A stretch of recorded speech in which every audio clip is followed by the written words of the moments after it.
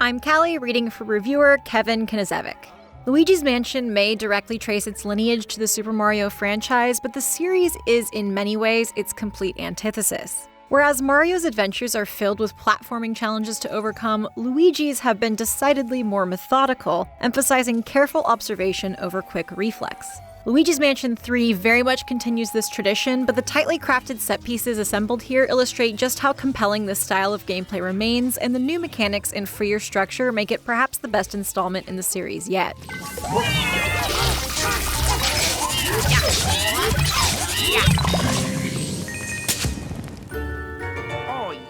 Once again, Mario's cowardly brother finds himself unwittingly thrust into the role of hero when Mario, Princess Peach, and her entourage of toads are kidnapped shortly after the group checks into the Last Resort Hotel. Luigi narrowly avoids this same fate by escaping down a laundry chute and landing in the hotel's basement, where he soon reunites with Professor Egad and his trusty Poltergust, a modified vacuum cleaner that can suck up ghosts.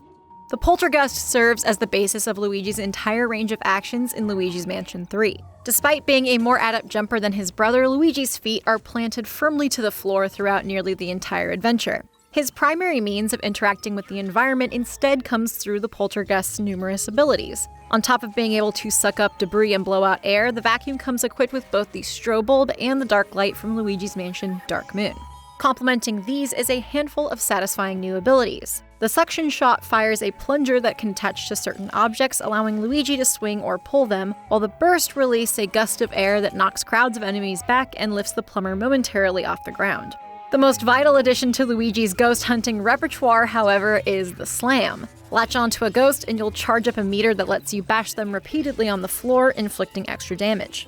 Not only do these new abilities feel like natural extensions of Luigi's skill set, they inject a welcome bit of action to the gameplay and open up new approaches for taking on enemies. You can slam one ghost into any others that are nearby, damaging multiple foes at once, and later encounters will force you to use the other skills at your disposal as well, making battles consistently enjoyable.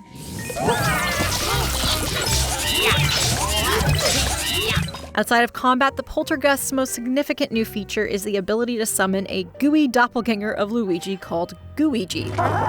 This goopy clone retains the same abilities as Luigi, but his gelatinous body can slip through fences, grates, and even spike traps, letting him bypass seemingly insurmountable obstacles and discover hidden corners of the hotel. Certain enemies and objects will also be much too large for Luigi to swing on his own, requiring Gooigi's extra set of hands, and a number of rooms feature pressure-sensitive tiles that one character will need to stand on while the other acts independently. Once you unlock Gooigi, you can play through almost the entire adventure cooperatively with another nearby player, and the game lends itself well to either co-op or solo play. Many of the puzzles you'll encounter require Luigi and Gooigi to work in tandem, which makes exploring the hotel with a friend enjoyable. Solo players, meanwhile, can swap between Luigi and Gooigi to quickly take control of either character as the situation demands. You'll never encounter a scenario that can't be overcome solo, although a handful of bosses and puzzles are clearly designed with a second player in mind and are a bit more cumbersome when you're juggling both characters. Much like Dark Moon, Luigi's Mansion 3 makes clever use of your small clutch of abilities. Every puzzle you encounter while exploring the Last Resort can be surmounted by observing your surroundings and employing some combination of these skills, although it certainly won't seem that way for many. You'll frequently come across puzzles that offer no obvious solution, which makes finally figuring out the answer all the more satisfying. On top of that, the hotel houses a wealth of collectibles to find. Coins, pearls, bars of gold, and other valuables are tucked away in treasure chests, toilets, and any other compartment you can imagine, encouraging you to poke around. There are also 6 unique gems to find on each floor. Many of these are deviously hidden, and you'll need to study your surroundings carefully to figure out how to uncover them, which makes taking the time to explore every nook and cranny of the building constantly rewarding. Each floor of the Last Resort is its own self-contained level and adheres to a different theme, running the gamut from restaurants and gift shops to medieval castles and ancient Egyptian pyramids. This variety keeps the adventure pleasantly surprising throughout. Gaining access to a new floor is always a delight because you never quite know what to expect when the elevator door opens. In order to reach these floors, you'll first need to take on a boss ghost and retrieve the elevator button in their possession. These boss encounters are another highlight. Each one has a distinct personality that's charmingly conveyed through their animations. These personalities help elevate the bosses above the rather forgettable ones from Dark Moon, and each battle makes that of Luigi's skill set in clever ways.